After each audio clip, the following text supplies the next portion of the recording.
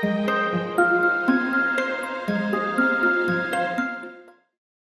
aí, galera do canal dos Colecionadores de Ossos, hoje a gente está com uma visita super ilustre aqui na nossa região de São Carlos, que é a astrônoma Duília de Mello. A Duília de Mello, ela vai se apresentar para vocês e vai conversar um pouco sobre a paixão dela também, sobre paleontologia e sobre esse encanto pelas ciências de base e como é ser uma mulher na ciência. Duília, por favor, se apresenta para o nosso pessoal. Bom, primeiro, obrigada aí pelo convite, né? Estou muito lisonjeada de ser entrevistada pelo canal de vocês. Então, eu sou Duília de Mello, sou astrofísica, eu tenho assim um currículo relativamente grande, né? Porque para chegar com 30 anos de carreira, né, a gente passa por muitas universidades, muitos institutos, né? Então, eu sou astrônoma pela UFRJ, fiz mestrado no INPE, eu fiz doutorado na USP, eu fiz um pós-doc no Cerro Tololo, no Chile, depois eu fiz no Observatório Nacional. E o meu último pós-doc foi no Instituto do Telescópio Espacial Hubble, que fica em Baltimore, em Maryland, em 1997. E há 20 anos, então, eu saí do Brasil e não voltei mais para trabalhar no Brasil. Então, essa é, assim, a minha introdução aí ao meu currículo, né? E ela trabalhou, famosa por ter trabalhado como pesquisadora e ainda trabalhar, né, como pesquisadora associada na NASA. Então, por isso que é a nossa gloriosa visita hoje. Duília, você, apesar de gostar de olhar o passado nas estrelas, eu sei que você tem uma queda também pelo passado que a gente trabalha, que é a paleontologia. Fala um pouco sobre isso pra gente.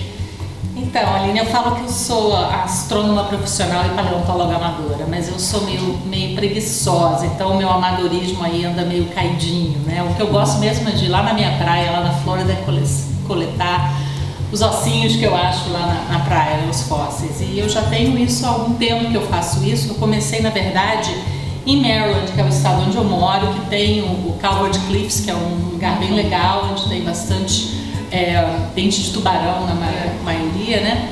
E eu tenho um amigo lá, inclusive ele é holandês, que é um grande colecionador também de ossos e de dentes, e ele que nos apresentou essa praia lá. E aí depois disso ficou, né, a sementinha, e um dia nós fomos à Flórida e nós acabamos indo a uma praia, que é uma praia também muito conhecida, né, que é a praia de Veneza, Venice Beach, na Flórida, que é considerada a capital mundial do dente de tubarão. E aí eu achava incrível a gente tropeçar nos dentinhos pela praia, né, e eu comecei com 1, 2, 3, eu tenho muitos milhares de dentinhos hoje lá na Flórida, então, que eu gosto muito, porque eu também coloco a astronomia, né, o universo em perspectiva, né? Eu sempre falo que os meus dentinhos, eles são mais velhos que estrela. Estrela O, estrela B. Estrela O e estrela B são as estrelas bem maçudas, né, bem massivas, que são assim mais de 8 vezes a massa do Sol, elas explodem, né, em supernova, e elas duram só uns 4 milhões de anos, então por isso que eu falo que os meus dentinhos são mais velhos que estrelas, porque eles têm mais de 4 milhões de anos, né? Então é assim, prazer para mim, uma coisinha que eu faço, um hobby mesmo. E eu tenho, além de dentes de tubarões, eu tenho também bastante outros tipos de ossos, né? Eu tenho alguns de baleia, de mastodonte, e aí por aí vai, né? Eu acho bastante curioso esse fato, né, tanto a paleontologia quanto a astronomia, elas são duas ciências que elas são portas de entrada para as crianças na ciência, porque elas atraem a atenção desse público por maravilha que é em si a pesquisa, a vida dos cientistas, ciência, estudar, né, ciência. Só que eu percebo que o interesse pela ciência de base, como é o caso da paleontologia e da astronomia, tem decaído ao longo do tempo. O que você teria para dizer sobre por que a gente tem que incentivar as pessoas a não desistirem, né, de perseguir as carreiras dentro da ciência de base? Qual que é a importância, né, de você investir na ciência de base? Pois é, o problema é isso aí que você falou, é muito importante mesmo, que qual criança que não passou pela fase do dinossauro, né, e não passou pela fase do astronauta, né? É verdade. Então, o triste de ver é que é uma fase, né, que depois ela sai dessa fase, ela perde o encanto, e às vezes ela ainda tem um encanto, mas ela não tem a coragem de virar profissional nessa área, né? Isso é uma falha da nossa sociedade, né? A gente não divulgar as carreiras que eu chamo de alternativas, né? Porque tem as carreiras clássicas, né? Que é a medicina, engenharia, direito, né? E meu pai queria que eu fosse dentista. Então, eu falei uma vez que eu gostava de céu de verdade, que céu da boca eu não queria olhar. Então, era toda é todo um dilema que a gente passa sendo cientista, tentando tirar essa ideia do público, né, de que dá sim para ser paleontólogo, dá sim para ser astrônomo e não vai morrer de fome, não existe essa realidade, não é verdadeira no Brasil. O cientista não morre de fome, o cientista ele faz um pouco de milagre no Brasil, mas ele vive bem, ele é classe média, como todo professor universitário é classe média. Então precisa lembrar de mostrar mais isso e precisa valorizar também o papel do professor, né? Porque quando a gente fala que você quer fazer astronomia, depois você vai arrumar emprego nas universidades, aí ninguém quer, eu não quero ser professor não, quero ser professora não, não. Por que não, gente? É tão bonito passar o conhecimento para frente, né? O cientista ele tem que passar o conhecimento para frente, senão a ciência morre. Então é super importante a gente lembrar isso, né? Agora, isso que você falou, além da valorização da ciência básica, né? Isso eu tenho falado bastante porque eu sou muito convidada para dar entrevistas e tudo mais sobre a parte de inovação, porque hoje a palavra da moda é inovação. Gente, não existe inovação sem ciência, porque é dentro da ciência básica que a gente encontra todas as possíveis soluções da engenharia. São tijolinhos, né? Para você chegar no topo do muro, você precisa desses tijolinhos que sustentam. Como você vai inovar sem saber ciência básica, sem investir em ciência básica? Não existe isso, né? Eu gosto de lembrar muitas pessoas que por exemplo, que usam GPS todo dia aí no carro, né, no telefone, né, e lembrar disso é um produto da teoria da relatividade de Einstein. Vamos lembrar. E que não sabem disso. O Einstein não sabia também que um dia a gente ia inventar GPS a partir da teoria da relatividade. Isso é um aspecto muito importante. Às vezes a gente tem que investir na ciência básica porque vai ter um spin-off disso, vai sair uma coisa ali que vai ser a inovação depois, né? Nós estamos passando por uma fase exatamente assim, a gente acabou de detectar ondas gravitacionais, a gente não sabe o que isso aí vai gerar depois. Podem ser coisas incríveis para o futuro da humanidade, pode salvar a humanidade, pode salvar o planeta Terra.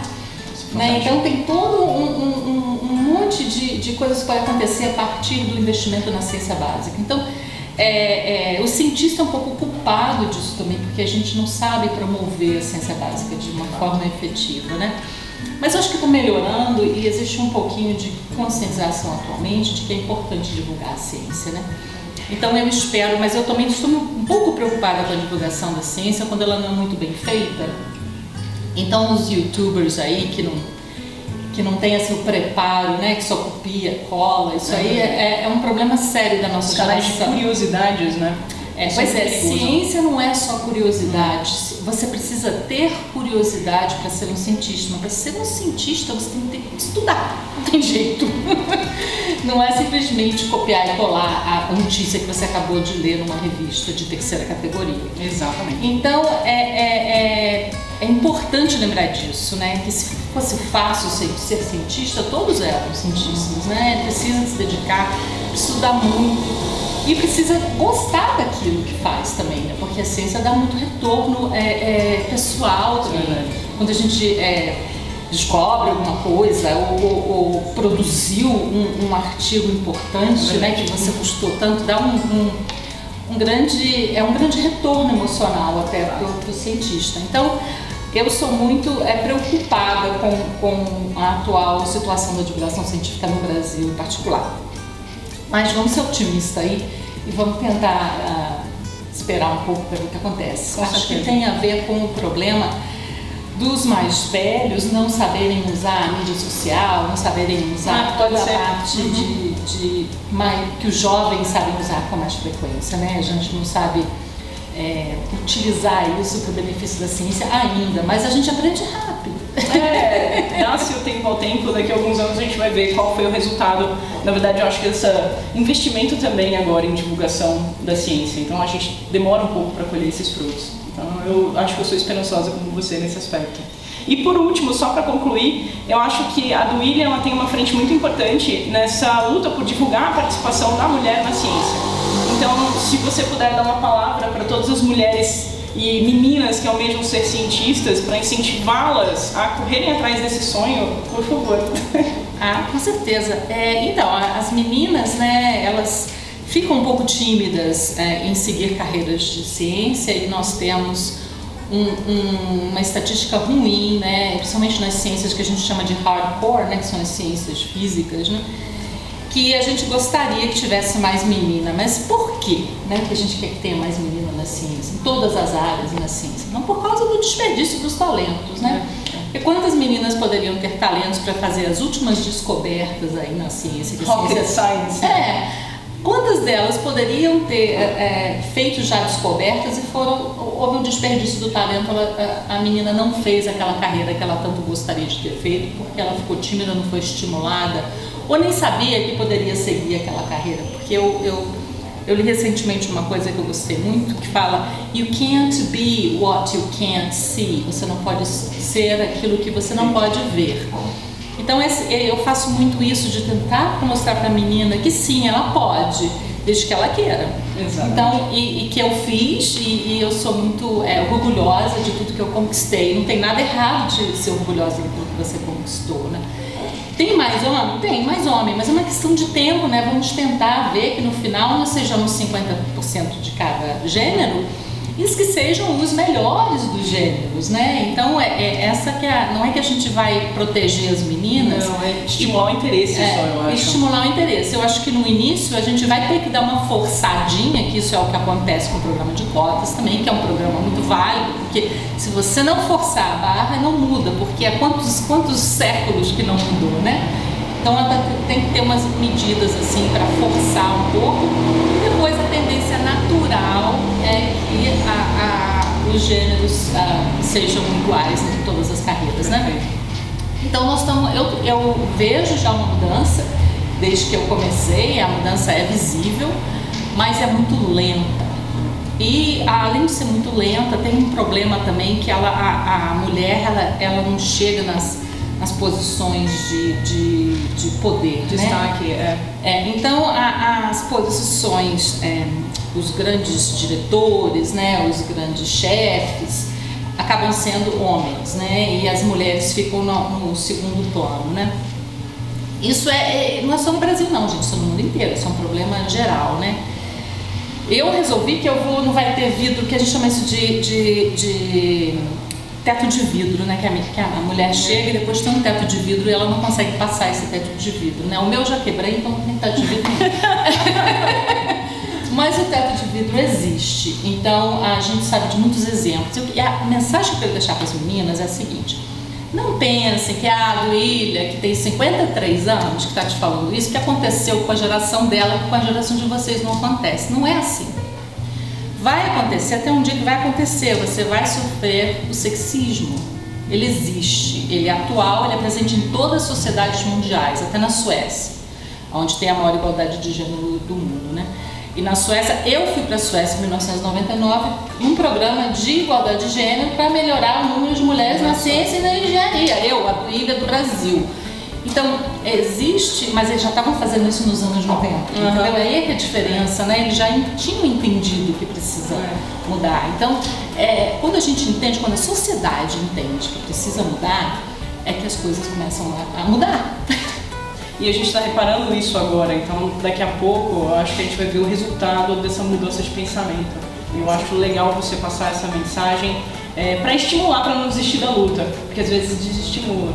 E uma coisa que eu não falei, eu tenho certeza também que a mulher, ela tem soluções diferentes para problemas iguais. Sem dúvida. Então o homem e a mulher, eles não chegam aos mesmos caminhos para achar uma solução. Os caminhos podem ser diferentes e às vezes mais criativos, menos criativos, mais qualitativos, mais quantitativos, mas é diferente, e essa diferença é importante. A diversidade sempre é importante. É importante porque pode dar até destaque para coisas que a sociedade não está pensando naquilo, né? Aí a mulher chega com a visão dela e pode chegar de fato a resultados importantes para todos, né? Para a humanidade. Então, meninas, eu acho que é isso aí. Peguem essas palavras inspiradoras da Duília e mãos à obra também, né? Porque nada vem de uma forma tão fácil assim.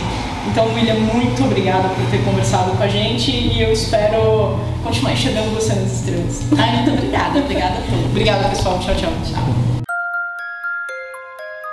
Você pode nos ajudar a produzir mais vídeos como esse fazendo uma doação pelo nosso canal. Junte-se a outros apoiadores e ajude a realizar nosso sonho de divulgar ciência de forma livre em nosso país.